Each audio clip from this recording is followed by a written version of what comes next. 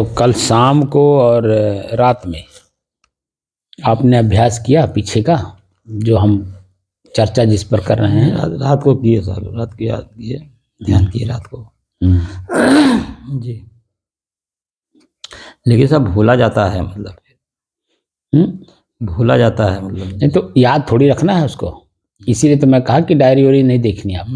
हाँ, डायरी मैंने इसलिए रोका क्योंकि आपने डायरी में उसे लिख करके स्थिर कर लिया ना, वो चीज़ें आपको नहीं देखनी है। अच्छा, सब कैसे कैसे जाया जाए पीछे, मतलब जैसे कैसे पता चलेगा? जैसे आज हमको जो है 18 दिसंबर की बात करनी है।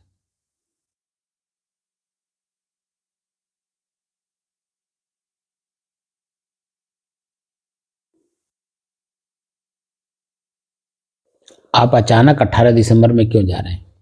जैसे सीरियल वाइज हमने आपसे जिस दिन शुरू किया था उसी दिन से तो हो रहा है, मतलब।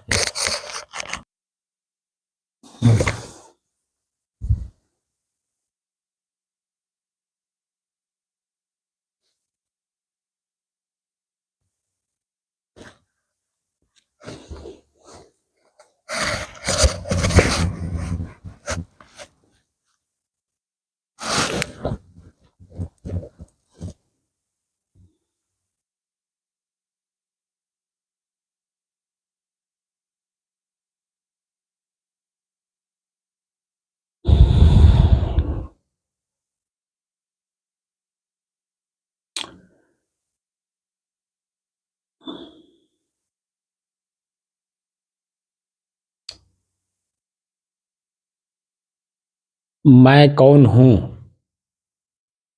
को जानने की दृष्टि से दृष्टा दृश्य का अभ्यास करते करते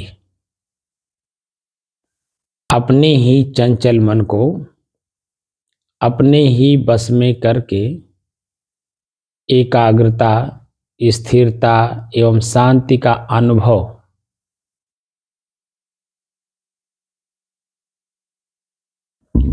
करने की दृष्टि से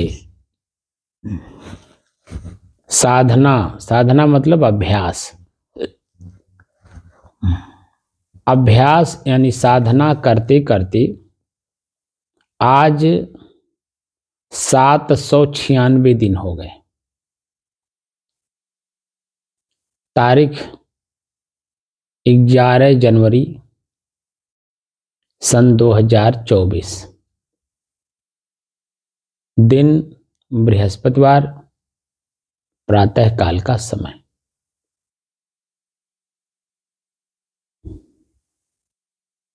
अभी जो मैं बोल रहा था, शुरुआत किस पे किया हूं? मैं कौन हूं को जानने की दृष्टि से। जी, ठीक है। दृष्टा दृश्य का अभ्यास। जी, तो हमारा मन चंचल था, इसलिए दृष्टा दृश्य का अभ्यास वो जानता नहीं था। जी, और दृष्टा दृश्य के अभ्यास में हुआ कि मैं स्वयं दृष्टा जी, और सामने दृश्य। जी, ठीक। जब दृष्टा दृश्य का अवस्था खत्म हो जाती है, दृष्टा देखना बंद हो जा कर देता है अपना, दृष्टा जो स्वरूप है वो अवस्था खत्म हो जाती है, तो दृश्य भी खत्म हो जाता है। तो दृश्य और दृष्टा जहां समाप्त होते हैं, अभ्यास जहां समाप्त होता है, वहां हमारी स्व की स्थिति बनती है। ठीक है ना? जी, जी। तो अब दृश्य और दृष्टा वो तो एक मोटा मोटा बात जहां हमें जाना है, स्वरूप स्थिति, आत्म स्थिति, कैवल्य, मोक्ष का ये जो चर्चा हुई, लेकिन वहां तक पहुंचने के लिए हमारा अपना ही मन चंचल है। 1 मिनट में 60 सेकंड होते हैं। 1 मिनट के 60 सेकंड के भीतर कितनी बार कितनी बातों को याद करता है, यानी ख्याल करता है, वही चंचलता है। 1 मिनट तक हमारा मन स्थिर नहीं रहता,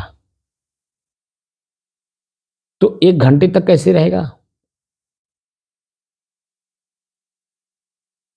1 घंटे तक मन स्थिर नहीं हुआ तो 1 दिन कैसे रहेगा?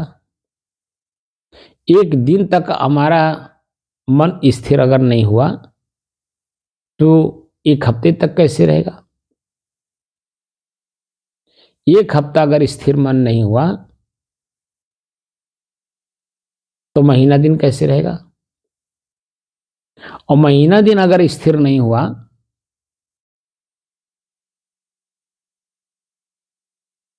तो सालों साल कैसे रहेगा?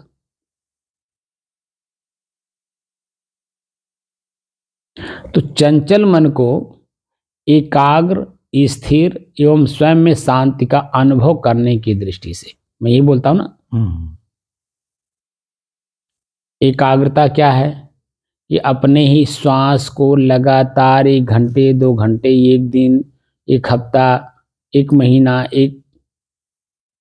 एक साल लगातार वो अपने मन को ही, अपने ही श्वास को देखे। क्या ऐसा अभ्यास हो पाया? नहीं हो पाया।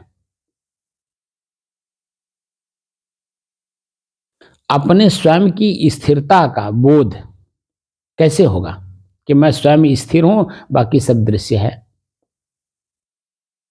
जब तक एक दिन का पूरा आपके अंदर में चित्त की स्थिरता का अनुभव ना हो, तो उसमें, क्योंकि आपको आंख से देखना ही होगा, कान से सुनना ही होगा, मुंह से बोलना ही होगा, जीभ से स्वाद लेना ही होगा, मुंह से भोजन ग्रहण करना ही होगा, पैर से चलना ही होगा, हाथ से कुछ न कुछ तो करना ही होगा। चाहे अपने शरीर के ऊपर अपने हाथ का प्रयोग करिए, चाहे अपने शरीर से अलावा भी। तो चित्त जब स्थिर रहेगा तो जो चीजें जहां प्रयोग की जा रही हैं, तो चित्त की स्थिरता के कारण दोष नहीं आने पाएगा। आंख से देखने का दोष क्या है? आकर्षित होकर के उसके पीछे पीछे चलना, ललक बढ़ाना उसको पाने के लिए। तो जब हम स्थिर रहेंगे तो हमारा आंख देखेगा, लेकिन उसको पाने का ललक नहीं बढ़ाएगा। तो क्या होगा? उसकी जो वास्तविक स्थिति है मिलने के बाद की, वह आपको तुरंत झलक दिखा देगा। और जैसे ही झलक दिखाएगा, तैसे ही उसकी जो पाने की ललक है वो अपने आप खत्म हो जाएगा, और आपकी स्थिरता का जो, स्वयं की जो स्थिरता का गुण है, हमारा स्वयं का स्थिरता का गुण है ना, वह हमारा पुष्ट होगा, मजबूत होगा। लेकिन अभी हम वहां कहां पहुंच रहे हैं? हम जो जल्दी जल्दी बोलते हैं वो इसीलिए जनाना चाहते हैं कि जान जाओ। जी। जानने मात्र से काम बनता नहीं, उसको प्रैक्टिस करना पड़ता है। जी। तो मैं आपके कान में जो पुरानी संस्कारें भरी पड़ी हैं, उन संस्कारों को निकालने की दृष्टि से मैं 2-2 घंटा, 2.5-2.5 घंटा, 3-3 घंटा, 3.25-3 घंटा तक मैं बोलता रह जाता हूँ। जी जी। और ये मैं खाली हवा में तो बोल रहे हैं, वो तो वीडियो भी अपलोड है यूट्यूब पे। इसलिए कि आपके पुराने संस्कार जो एक तरफा चली हैं, उसको दोनों तरफ करके देख लीजिए। कोई भी भोजन 56 प्रकार का बना के ले आवे, और उसमें आपको उल्टी दस्त अगर दिखाई दे दे, तो उसमें आकर्षण रह जाएगा? बोलिए। कुछ नहीं। और जब आकर्षण नहीं रह जाएगा तो हमारी चित्त स्थिर होगी। तो हम शरीर को उतना ही देंगे जितने से हमारा शरीर 24 घंटे के लिए एकदम सुप्त ना हो, कोई रोग ना हो, हमारी बुद्धि, दिल, दिमाग स्थिर हो, शांत रहूं, और स्टेमिना हमारे अंदर में बनी रहे 24 घंटे तक। लेकिन हम वहां पर जाते हैं भूल। सामने ही जैसे कोई चीज पड़ता है अपने मन के अनुकूल, और तुरंत सारी बातों को भूल जाता है। अब भूल करके ग्रहण कर लेता है, और इतना ज्यादा ग्रहण कर लेता है कि वो गले तक ठूस के खा लेता है। अब बता दीजिए, जब गले तक ठूस के खा लेंगे, उदाहरण के तौर पे प्रत्यक्षम किम प्रमाणम, प्रत्यक्ष जो प्रमाण होता है वो माननी होती। जैसे गेहूं पीसने वाला मशीन, उसका जो डोंगा जिसमें गेहूं रखा जाता है, पूरा डोंगा भर दीजिए, ठीक है, और उसका मुंह पूरा खोल दीजिए, जो नीचे गिरता है चक्की के अंदर, डोंगे से चक्की के नीचे जाता ना, पूरा दोनों को खोल दीजिए। और जब दोनों खोल देंगे, नीचे जाने वाला चक्की के भीतर और डोंगे के नीचे, आप देखे होंगे कि एक ओवर लगा रहता है उसको रोकने के लिए, कपड़े का, हाँ कपड़े का, नहीं, डोंगे में कपड़ा नहीं रहता है, रोकने के लिए लोहे का रहता है, लोहे का लगा रहता है ना, डोंगे में ही रहता है, कम बेसी करने के लिए, कम बेसी करने के लिए, गेहूं जाए कम बेसी उसको पूरा फ्री कर दीजिए और नीचे जहां चक्की में जा रहा है उसको फ्री कर दीजिए। अब बता दीजिए, पूरा गेहूं जब उसी में चला ही जाएगा, भर जाएगा, तो चक्की चलेगी? दर्रा दे देगी, आटा बढ़िया निकलेगा? दर्रा दे देगी, दर्रा भी नहीं देगा, जब जाम हो जाएगा। ये चक्की का उदाहरण दे करके आपके शरीर को, कि आपका मुंह डोंगा है, पेट आपका वो पीसने वाली मशीन है, उसके अंदर में जाना है। अब जब ठूस के खा लेंगे तब बता दीजिए वो क्या करेगा? अपच होगा कि नहीं होगा? अपच होगा। और ये प्रत्यक्ष के प्रमाण में आप लोगों को सबको बहुत बार हुआ होगा कि उल्टी भी हो रही है, दस्त भी हो रहा है। तो जो भोजन आपने किया वो पचा नहीं तो खून बना नहीं, रस बना नहीं, खून बना नहीं, बीर्ज बना नहीं, शरीर को ताकत दिया नहीं, तो स्टेमिना कहां से आएगी? आप तो एक जीभ के स्वाद बस आप कितना नुकसान किए। तो जीभ हमारे कंट्रोल में हो जाता है कि नहीं जी। तो इसीलिए पारदर्शी दूरदर्शी हमारे मन को बनाने की जरूरत पड़ता है। बात समझ नहीं जी। अगर हम पारदर्शी और दूरदर्शी नहीं हैं तो किसी भी चीजों में उलझने का मतलब क्या हुआ कि हम अपने से ही अपने आप को उलझा रहे हैं। तो व्यवहारिक तौर पे उलझे कि नहीं उलझे? तो फिर आध्यात्मिक दृष्टि से स्थिरता कैसे आएगी?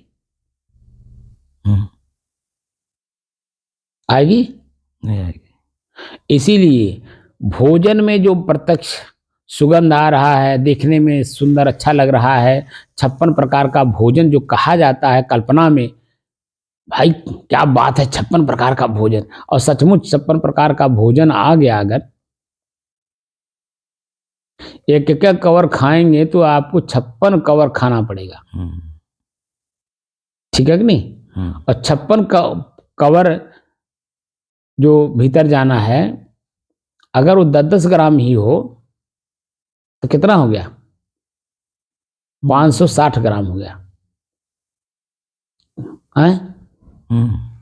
560 ग्राम का मतलब क्या हुआ? आधा किलो से ज्यादा भोजन। क्या हमारी कैपेसिटी हमारे शरीर की है आधा किलो भोजन करने की? नहीं, एक पाव करेगा। बोलिए। एक पाव को लिमिट बता नहीं, हमारे आपकी बात नहीं, हम सबकी बात कर रहे हैं यहाँ पर। हमारे आपके शरीर की एक पाव आधा किलो का होगा, लेकिन जो जिनका तो किलो किलो भोजन कर लेते हैं, काफी जी। एक एक कवर में अगर खाइए तो 560 ग्राम हो गया है, यानी एक आधा किलो से 60 ग्राम ज्यादा। अब जब दोबारा आप खाएंगे तो फिर 560 ग्राम हो गया, तो कितना हो जाएगा? 1220 ग्राम हो गया, यानी 1 किलो 220 ग्राम। तो जितनी कवर आप उठाएंगे उतनी बार जन्म सभी में से उठाना है ना,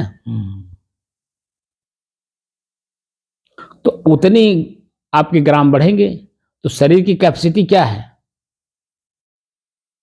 पहली बात तो शरीर मैं हूं कि शरीर मेरा है, ये कंफर्म करना जरूरी है।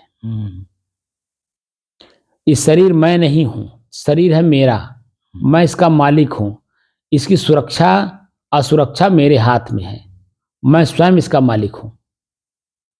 आज जब तक ये कंफर्म नहीं होगा मस्तिष्क से, तब तक जो है आगे वाली पीढ़ी, आगे वाला जो काम करना है वो कुछ भी नहीं हो पाएगा। तो शरीर मेरा मतलब शरीर के सारे पार्ट्स मेरे हैं, इन सबकी सुरक्षा मेरा दायित्व है। अगर मैं स्वयं अपने आप में स्थिर ना रहूं तो हमारे ही शरीर की क्रियाएं कब क्या मांगेंगी, हमें शरीर को कितना देना है, कब देना है, कैसे देना है, अगर ये जानकारी नहीं है तो हम क्या करेंगे? उल्टा पांव पड़ जाएगा कि नहीं? जी। तो यही शरीर जो हमें सुख का अनुभव कराता है, यही इसीलिए दुख का अनुभव भी कराता है। और जो कि मैं ना सुख हूं ना मैं दुख हूं, मैं दोनों से परे एक शांत स्वरूप और स्थिर वस्तु हूं, स्थिर तत्व हूं। लेकिन मैं अपने आप को अपने ही चीजों से उलझा रखा हूं, और वही उलझन हमें अपने आप से खत्म करना है। जो मेरे अपनी स्वयं की स्थिरता का बोध है, वो हमें अनुभव होना चाहिए। अगर आपका अनुभव स्थिरता का मेरे सानिध्य में नहीं हुआ, तब तो जान लीजिए कहीं भी कोई संभव नहीं है, कोई करा नहीं सकता। क्योंकि सबके अंदर में इच्छाएं कहीं ना कहीं हैं, किसी न किसी रूप से। और यहां मैं अपने पास आपकी इच्छाएं ही मार के आपको अपने आप का अनुभव कराना चाहता हूं।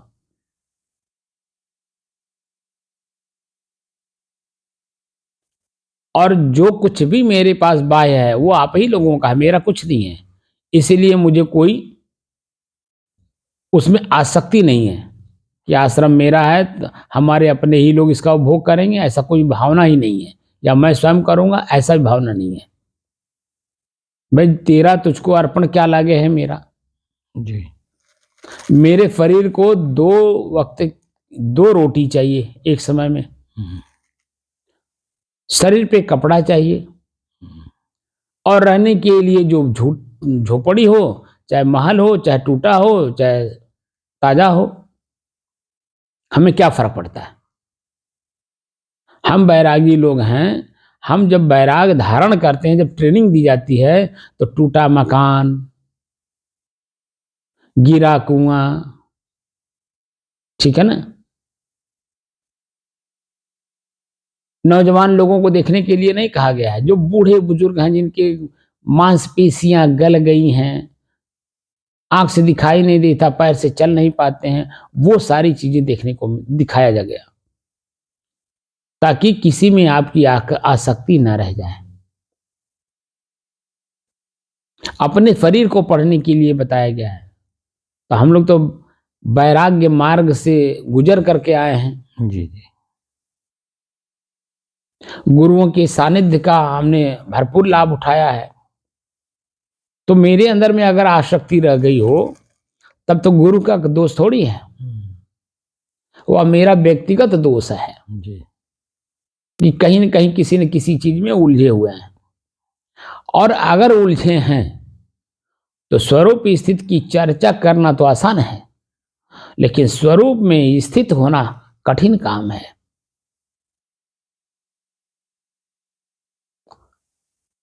और कठिन काम को जो सहज करे, वही मानव जीवन अपने को धन्य करेगा।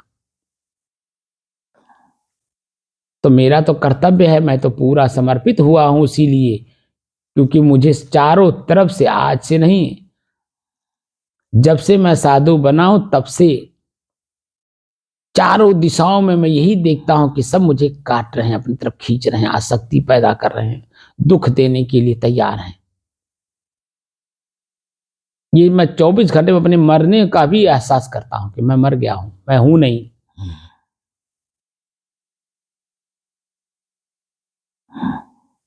मतलब शरीर में मैं नहीं हूं। तो शरीर में जो कुछ भी होता है, मुझे शरीर में हलचल जो होती है, वो मुझे पता चल जाता है पूरे अंग में, कहीं भी, क्योंकि चित्त मन एकदम स्थिर है। और वही मैं चाहता हूं कि जो भी साधक मेरा सानिध्य प्राप्त करके अनुभव कर रहा हो, तो अपनी स्थिरता का बोध करे।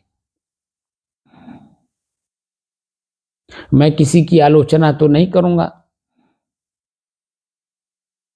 या किसी की निंदा बुराई भी नहीं कर रहा हूं, लेकिन ये जो साधना, साधना मतलब अभ्यास, अभ्यास वास्तव में आपको वही करा पाएगा जो पहले अपने आप में स्वयं में परिपूर्ण हो रहेगा वही। उदाहरण के तौर पे मास्टर हमें मास्टर तभी बना पाएगा जो मास्टर स्वयं अपने आप में अपने विषय का परिपक्व होगा, और वही मास्टर हमें अपने विषय का परिपक्वता प्राप्त करा पाएगा, और वह भी मेरे अंदर में उस सब्जेक्ट का ललक हो प्राप्त करने की, तभी मास्टर भी हमको उसमें पारंगत बना पाएंगे। वही उदाहरण यहाँ ठीक लागू होता है। मेरे अंदर में स्वयं उसकी पाने की ललक हो, गुरु महाराज की बातों पे अक्षरशः विश्वास हो, तब हमारी वो स्थिति बनती है। गुरु खुद उतावलापन में है, क्योंकि वो शरीर आसक्त है। अब जब शरीर में खुद ही आसक्त होगा तो दूसरे की आसक्ति अनासक्ति में कैसे बदलेगा? क्योंकि बच्चा माता पिता के संस्कारों को देख करके, बंदर और बच्चा माता पिता और अपने शागिर्द में रहने वाले लोगों की क्रियाओं को देख करके वो भी करने लगता है। तो जो शिष्य है वो बच्चा है, जो गुरुजन है वो माता पिता है। तो गुरुजनों की बाह्य क्रियाओं को शिष्य देखता है, उनके शब्द सुनता है, तो उसके अंदर में आसक्ति भाव अनासक्ति भाव कैसे आएगा? जब स्वयं गुरु अनासक्त भाव में रहेंगे तो शिष्य के अंदर में स्वयं अपने आप वो अनासक्त भाव आ जाता है। गुरु जी हमारे पहले झोपड़ी में रहते थे, बाद में कमरा बन गया, कमरे में रहने लगे, लेकिन मैंने उनको जो देखा है वो ऐसी अनासक्ति भाव कि वो ना उनको झोपड़ी उनको प्रिय थी, ना उनको कमरे पसंद थे, बस वो एक अनासक्त भाव से सिर्फ रह रहे थे।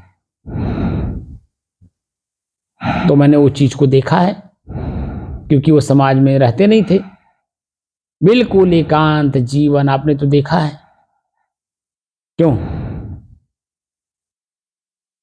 रामोतार भाव जी, हमारे गुरु स्थान को जी, तो आपने देखा होगा ना। हाँ,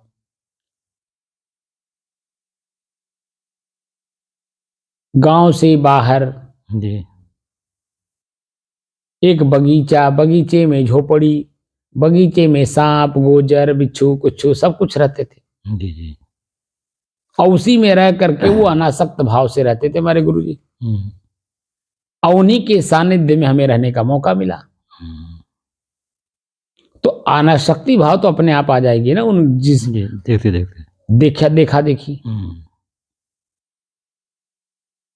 तो जब तक गुरु के अंदर में स्वयं उस तरह का व्यवहार न हो जो वो शिष्य को सिखा रहा पढ़ा रहा है, तो शिष्य के अंदर में वो चीजें कैसे जाएगी? नहीं जाएगी।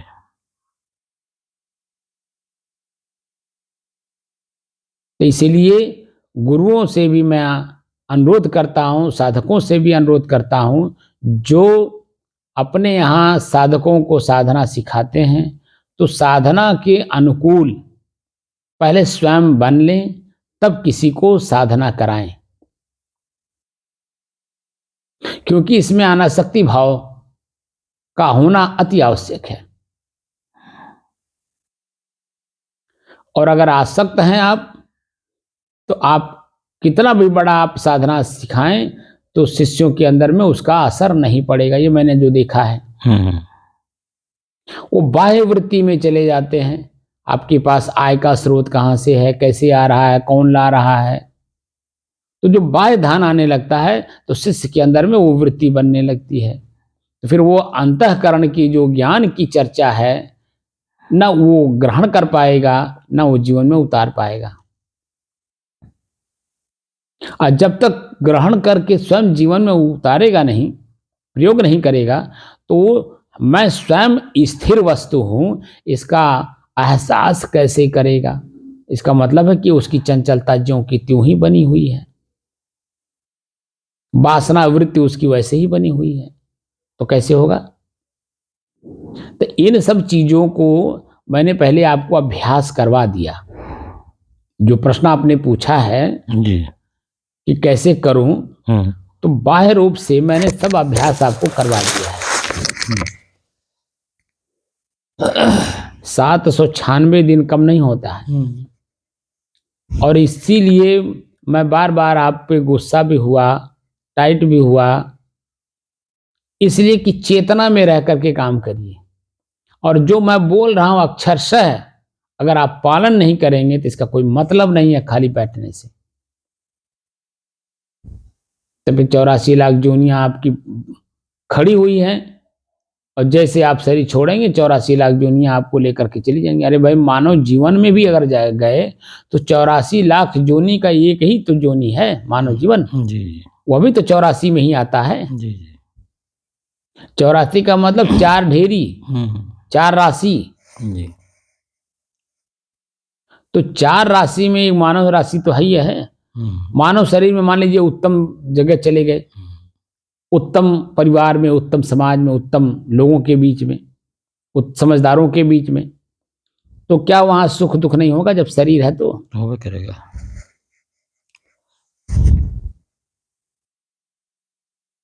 तो चित्तवृत्ति तो ऐसे आपकी वहीं भटकी हुई है। तो स्थिरता का बोध कहाँ हुआ? दो के मध्य में। समाधि का मतलब बताया था ना, सम धन आदि। सम माने बराबर, आदि माने सुख और दुख। हमारे मन स्थिति दुख सुख से ऊपर चला जब जाएगा तब समाधि लगती है। और वह जब आप देख करके, जान करके और समझ करके करते हैं तब उसमें अस्थायित्व आने लगता है। तब धीरे धीरे आपकी स्थिति मजबूत होती जाती है। तभी 10 मिनट की जगह पे 1 घंटा बैठ लेंगे लगातार, कुछ मन नहीं सोचेगा, कहीं मन नहीं जाएगा, अपने शरीर के ऊपर भी नहीं जाएगा कि भूख लगा है, कि प्यास लगा है, कि नींद आ रही, कि जमुआ आई, कुछ भी नहीं सोचेगा, एकदम स्थिर रहेगा।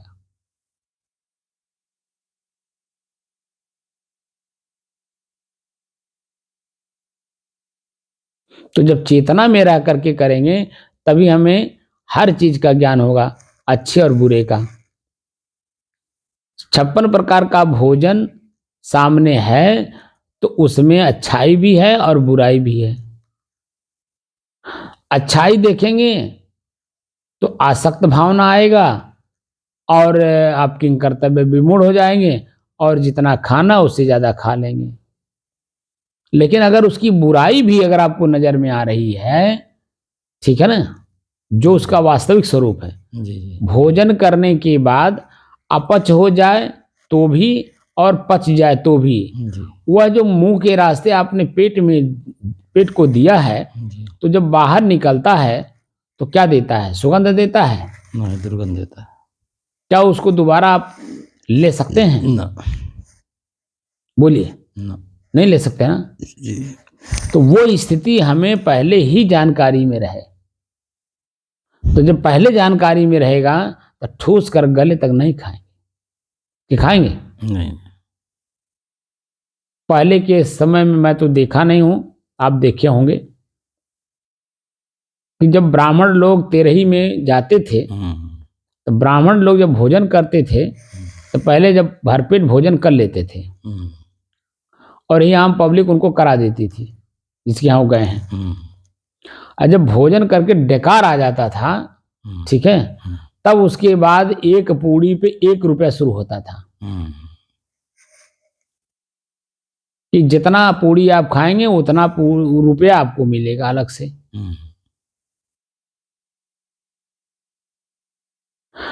अब जब 1 रुपया पूड़ी खा करके पेट और भर लिए, अब अंदर नहीं जा सकता है, तो 10 रुपया पूड़ी शुरू हुआ। अब 10 रुपया पूड़ी, जब एक पूड़ी 10 रुपये खाने से 10 रुपया मिलेगा, तो अब मन में ललक ये होती है कि और कितना खा लें। जब उससे आपका पेट भर जाता है तब 100 रुपया पूड़ी चलता है। यानी इतना गले तक ठूस के खा लेते थे कि जहां बैठे थे भोजन करने वहीं से वो उठ नहीं पा रहे, उनको वहीं से लेटा करके उनके घर ले जाके छोड़ा जाता है। और उसके बाद भी वो जो अपच है वो उनका पीछा नहीं छोड़ता है। तो उल्टी, दस्त सब करा देता है कि नहीं। वो जो भोजन किया था उन्होंने, वो पचने की जगह पे सब नष्ट कर देता है। रस नहीं बना, खून नहीं बना, शरीर को ताकत नहीं दिया, बल्कि अलग से ताकत लेने के लिए आपको फिर दवा करानी पड़ती है, टॉनिक खाने पड़ते हैं, अलग से आपकी स्टेमिना को जागृत करना पड़ता है। जी जी। अगर वही पहले से ही आप जानकार हो तो ऐसा काम करेंगे।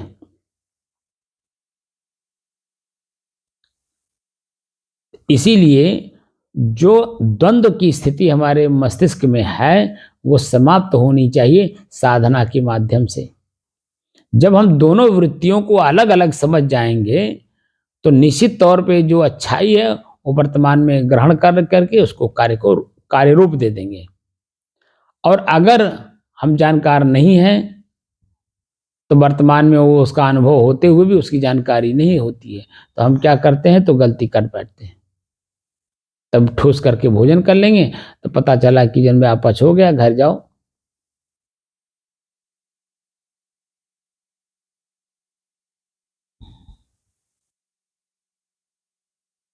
तो अभ्यास आपको करना है जी कि ताकि हमारा मन कम से कम 1 घंटा तक लगातार एक ही विषय को सोचे, उसमें कोई विकल्प न आने पावे। जी।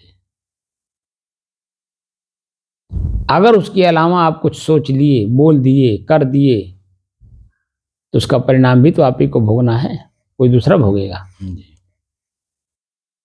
इसीलिए किसी भी दृश्य को देखने से हमें 2 चीज़ों का ज्ञान होना चाहिए, उसकी अच्छाई का भी, उसकी बुराई का भी। तो ये मन पहले अच्छाई के ऊपर ले जाएगा। ये आम जनरल भाषा है, सबके लिए है कि वो आपको बुराई दिखाता ही नहीं, बस उसकी अच्छाई दिखा करके उसी में आसक्त कर देगा और उसी को आपको भोगना पड़ जाएगा।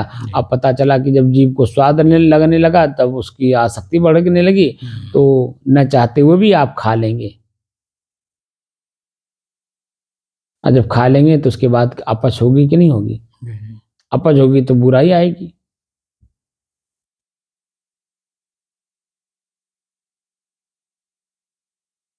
तो मेरे कहने का तात्पर्य यही है कि अपने साधना को इतना परिपक्व बनाइए कि ताकि हम 1 घंटा, 2 घंटा, 4 घंटे तक लगातार ऐसे बैठे रहें और हमारा मन कहीं न जा, किसी के ऊपर भी नहीं जा, कुछ भी ना सोचे, ना बोले, ना करे।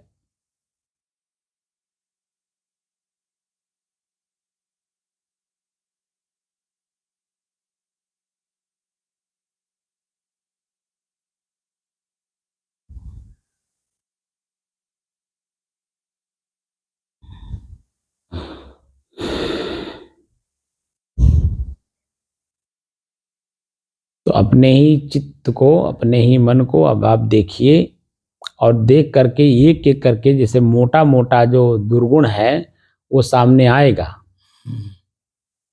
अच्छाई तो नहीं आएगा लेकिन दुर्गुण आएंगे जो आप गलती किए होंगे, तो उसमें पश्चाताप और आत्मग्लानि होगी।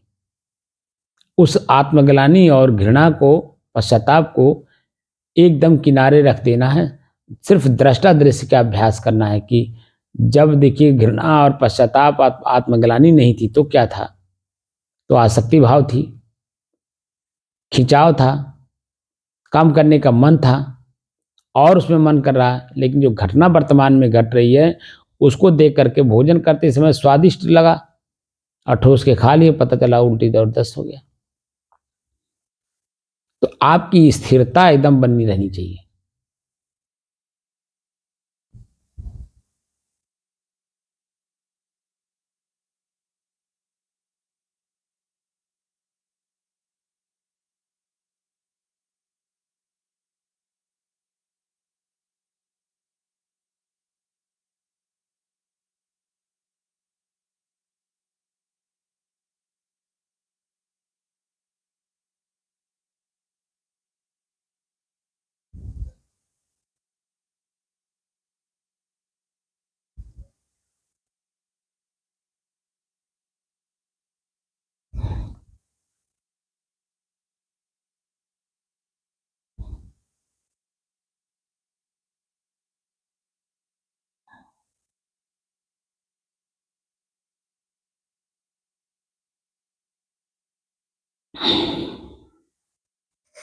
तो चित्त की स्थिरता का लाभ लीजिए।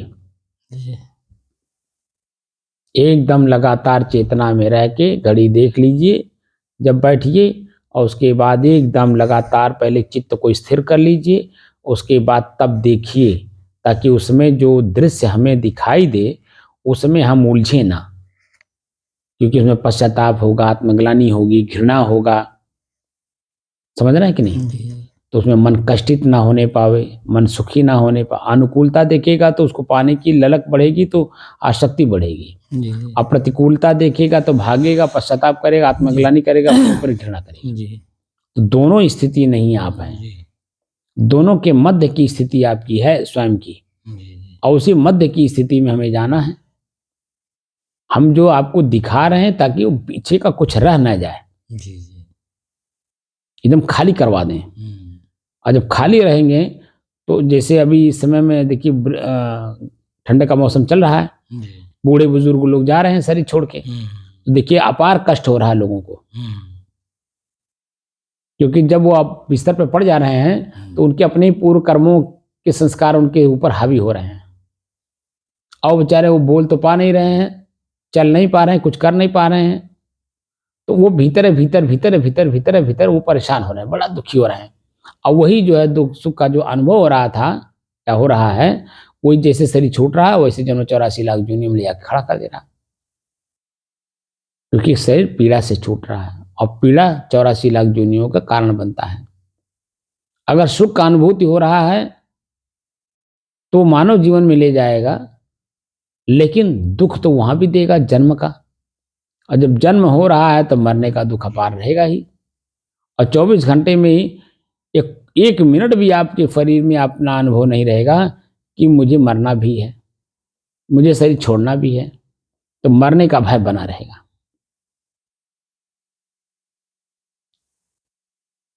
चाकू से सब्जी सुधारेंगे तो भी मरने का डर रहेगा, कट न जाए, दर्द देगा, पीड़ा देगा।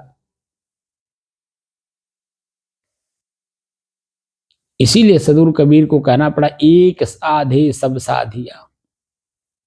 एक स्वरूप स्थिति की जो स्थिति बनती है, वह स्वरूप की स्थिति स्वयं में पहले एक बार अनुभव कर लो। मन की एकाग्रता, स्थिरता का लाभ, अपने स्वयं की स्थिरता का, क्योंकि सुख दुख से परे है, दोनों से परे है स्वरूप स्थिति।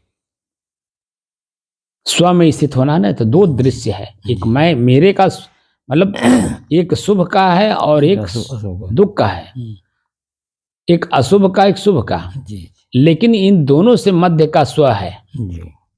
ना वहाँ स्वरूप सुख है दुख है, ना वहाँ शुभ है ना वहाँ अशुभ है। शुभ में मन प्रसन्न होता है, अशुभ में मन खिन्न होता है। ना मन खिन्न है ना मन सुखी है। दोनों की स्थिति के मध्य जो हमारी स्थिति बनती है वही मैं हूं, वही मेरा स्वयं का गुण भी है, शांत। और उसी जगह है हमको आपको अपनी स्थिति बनानी है, मजबूत करना है, और उसी मजबूत स्थिति में जाने पर ही कैवल्य अवस्था, कैवल्य मतलब केवल अपने अकेलेपन का एहसास होता है। और जो अकेलेपन का भी जब एहसास खत्म हो जाता है तब मोक्ष की स्थिति बनती है, तब इस स्वरूप स्थिति की स्थिति बनती है। लेकिन जब तक आप बाह्य वृत्ति में हैं, भले आप शुद्ध हैं, सात्विक हैं, आचरण संपन्न हैं, लेकिन वो खाली सुख तक ही रह जाएगा। दुख सुख के मध्य की जो स्थिति बनती है वो नहीं हो पाएगी। तो जो सुख का स्थिति बन रहा है उसके कारण जब आप किसी अच्छे सुख के घर में जाकर के जन्म लेंगे, और वहाँ जो कुछ भी आप रखे होंगे परमार्थ में उसी को निकाल के खाएंगे, उसी को प्रारब्ध बोलते हैं। तो अगर मोक्ष प्राप्त करना है तो अपने ही भीतर अपने को झांक करके जो मोटा मोटा है पहले उसको निकाल लें। पहले तो जानने का प्रयास करें कि आखिर है कौन क्या क्या, हमारे अंदर में क्रोध कब आता है, लोभ कब आता है, ईर्ष्या कब आती है, जलन कब आता है, कैसे आता है, किस रूप में आता है, किस दिशा से आता है। जब इस तरह की जानकारी रखेंगे तो आपके अंदर में स्थिरता बनी रहेगी, और वह स्थिरता आपके चलते उठते बैठते सोते जागते हर समय में होना चाहिए। तब जाकर के आपकी स्वरूप स्थिति बनती है। बात को समझ में आई? जी जी क्या आई? मैं इतना देर से बोल गया, जी बहुत बातें बोल गया, पुनरावृत्ति भी हुई, जी। लेकिन आपके समझ में क्या आया? अब यही आया साहब कि जो है पुरानी बातों को निकाल करके जो है सोचना पड़ेगा, निकाल करके जो है फिर निकालना पड़ेगा कि क्या मिला हमको, किसमें कौन हमको सुख दे रहा है, कौन सा दुख दे रहा है। कौन सी वृत्ति? वृत्ति, हाँ। हमारे कर्म, कर्म मतलब वृत्ति, जी, वृत्ति मतलब हमारे कर्म, कर्म, हाँ। हमारे अपने ही कर्म हमें कौन सा मन प्रसन्न कर, कौन सा कर्म हमारे मन को प्रसन्नता प्रदान कर रहा है, यानी हमारा मन प्रसन्न हो रहा है हमारे अपने कर्मों से, और हमारे ही अपने कर्मों से हमारा मन खिन्न किस पॉइंट पे जाके हो रहा है। जी, ठीक है ना? जी तो जब ये दोनों चीजें देख लेंगे, क्योंकि एक ही साथ सारे काम नहीं होते हैं, जी, पहले देखने का काम करिए, और जैसे ही देखने में सुख में अच्छे में सुख अनुभव हो रहा हो और बुरे में दुख अनुभव हो रहा हो, जी, वैसे ही मध्य की स्थिति बना लीजिए। और जैसे ही मध्य की स्थिति बनी, ना वहाँ सुख रह जाएगा ना वहाँ दुख रह जाएगा, सिर्फ मैं रह जाऊंगा। जी, मैं मतलब मैं स्वयं, जी, बस वही स्थिति बनानी है आपको। और यही स्थिति इसी अवस्था इसी शरीर से ही संभव है, और अन्य शरीरों से नहीं है। नहीं संभव साहब, बिल्कुल। और वह भी इसी शरीर में, क्योंकि आज जो ज्ञान हो रहा है जी जी ये पहले तो हुआ नहीं, जी तो इसीलिए हमने कबाड़ भर लिया, जी और वो कबाड़ आज ही खाली हो जाएगा अगर हम जो बता रहे हैं उस साधन से। जी जी। और हल्के हो जाएंगे तब पुनर्जन्म में आप जाएंगे नहीं, और जब पुनर्जन्म में जाएंगे नहीं तो हमारे जैसे किसी सुग्ध जीव की वहां जरूरत ही नहीं पड़ेगी। और सुग्ध जीव आप बता दीजिए 77 साल में कितने लोग मिले?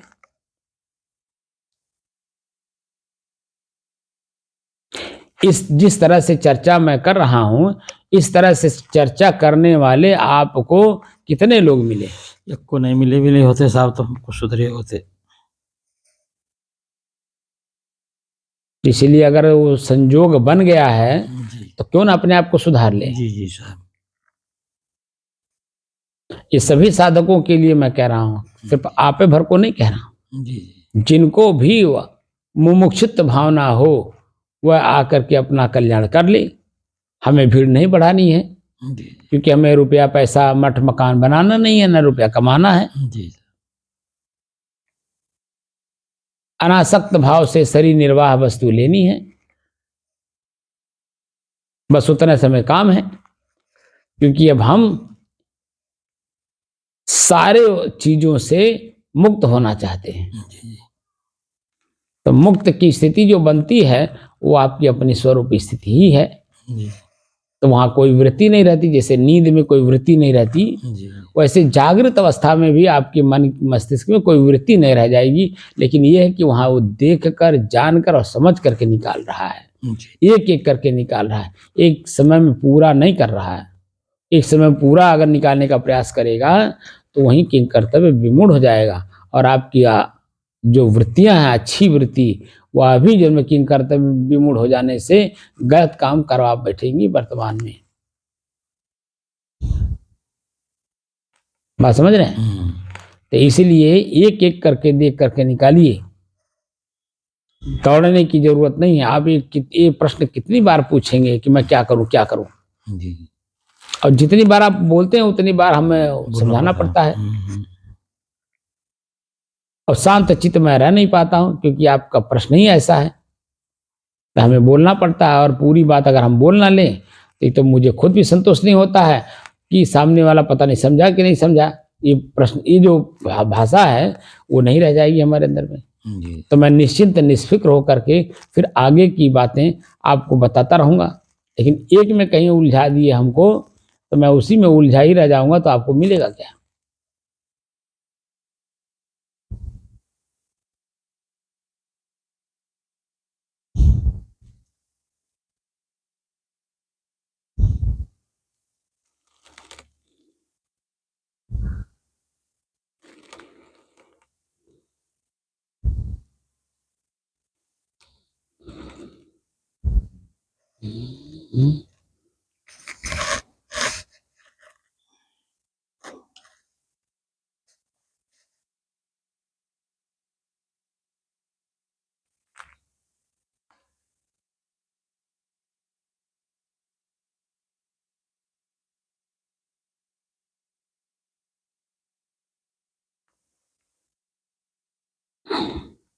तो अपनी ही स्थिरता का बोध हमें प्राप्त करना है। वृत्तियों को खाली अपने से अलग दृष्टा दृश्य का अभ्यास कर लेना है। बात समझ गए? अब शांत चित्त बैठे हम लोग,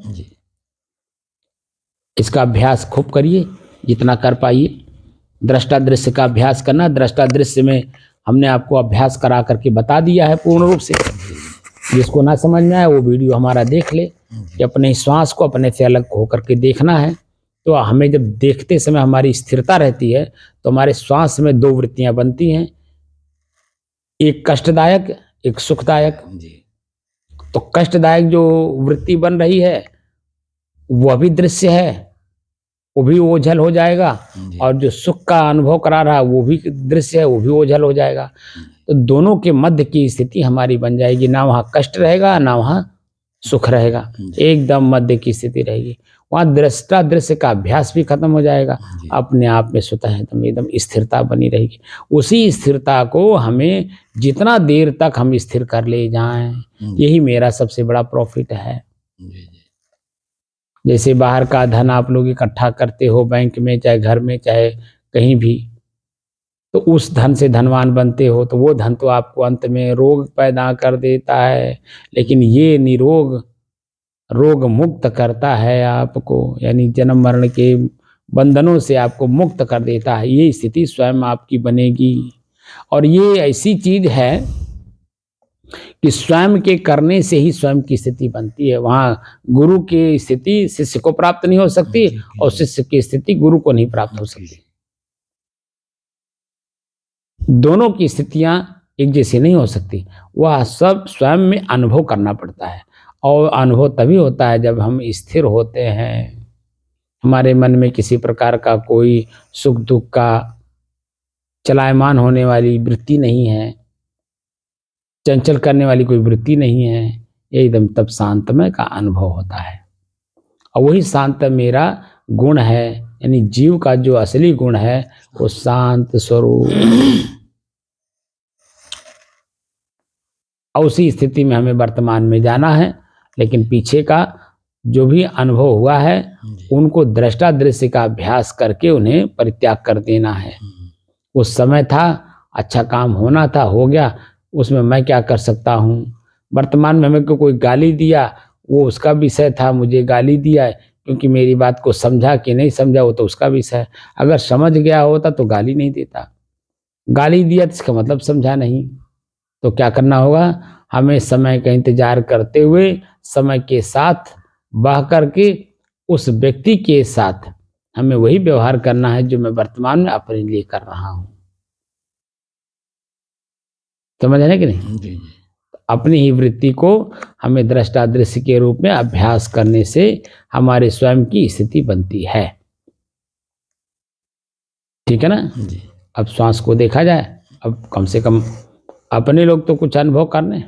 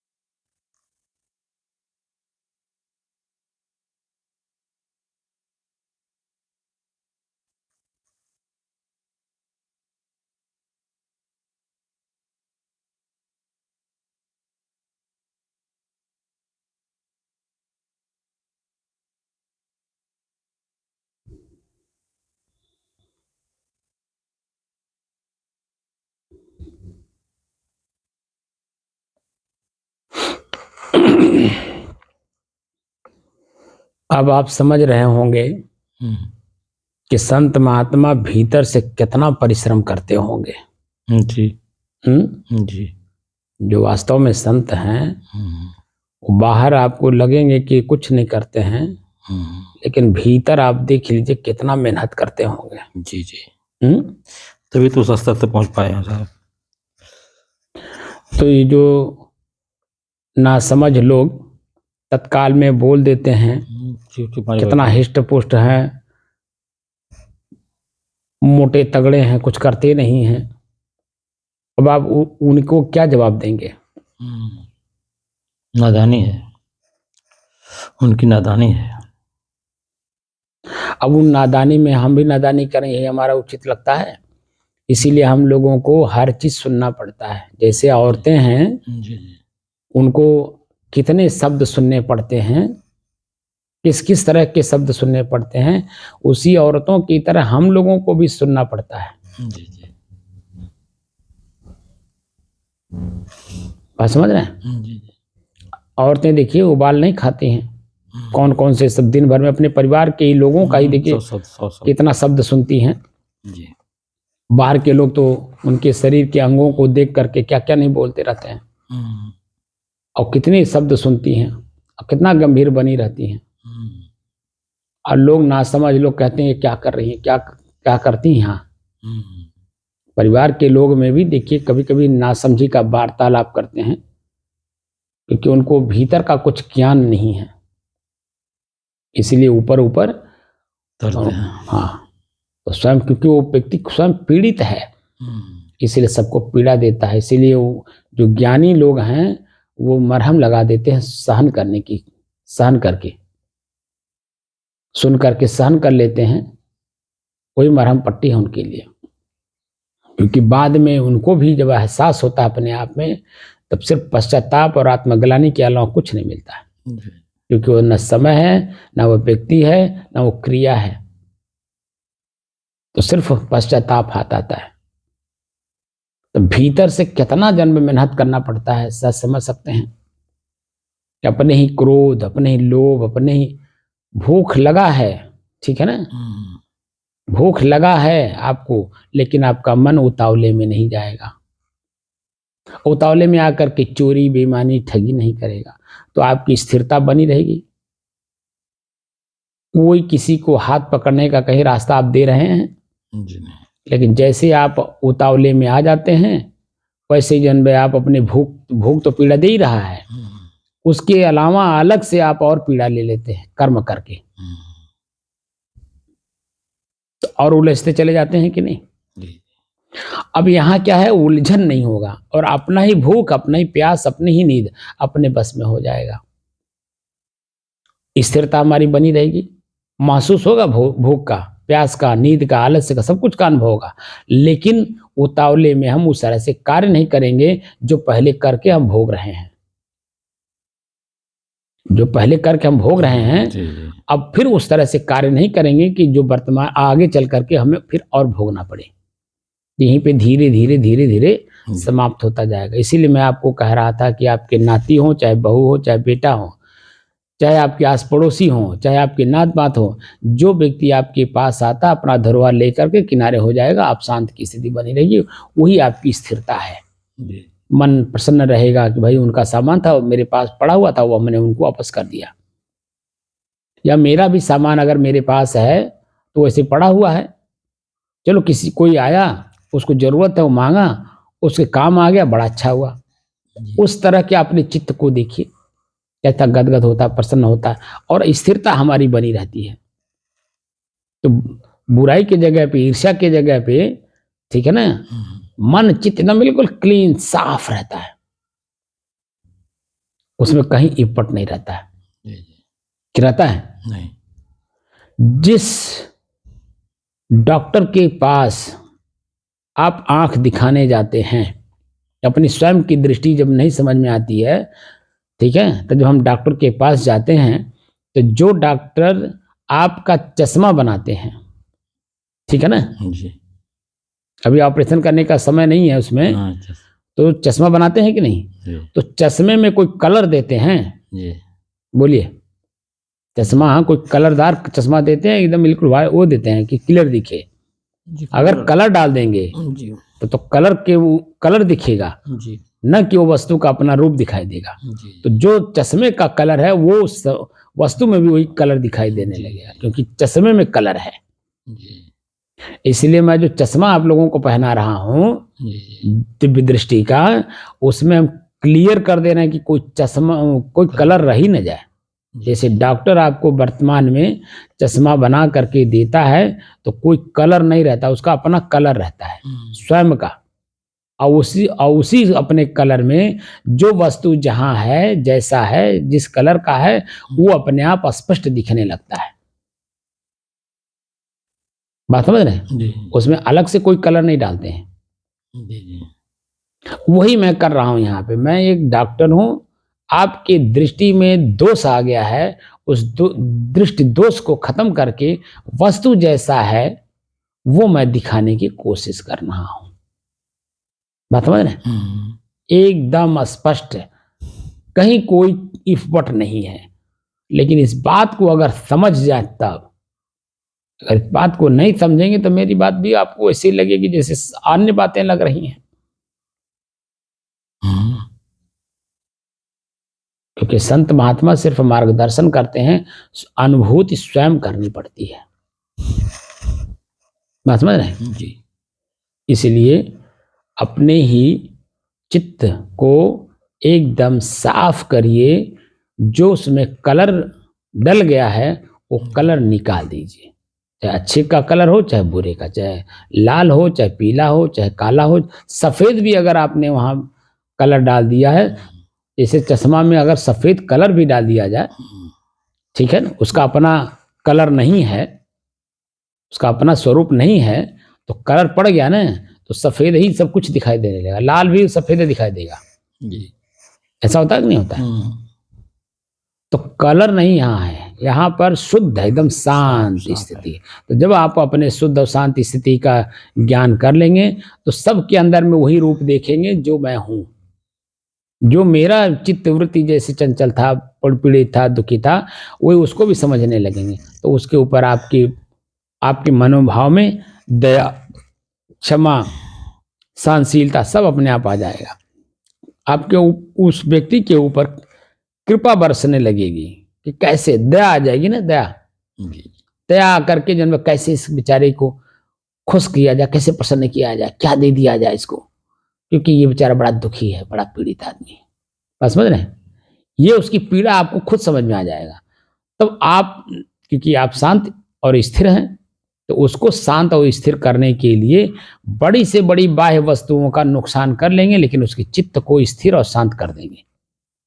इसलिए बाहर का जो रंग है वो आप पर नहीं चढ़ने पाएगा कि ये नहीं रहेगा तो ये हो जाएगा, ये नहीं रहेगा तो ये हो जाएगा, ये ले लेंगे तो ये तोड़ देंगे, तो ऐसा कर देंगे, बिखेर देंगे, ये कोई भाव नहीं रह जाएगा, बिल्कुल शुद्ध और स्थिर रहेगा।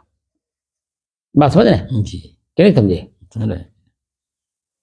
ये अनुभूति आपके यथावत बनी रहेगी। सामने वाला व्यक्ति आपके पास आया, अपना सामान लिया, गया, खुश होके गया, तो खुश होके जाएगा तो जन्म आपके ऊपर ईर्ष्या नहीं करेगा।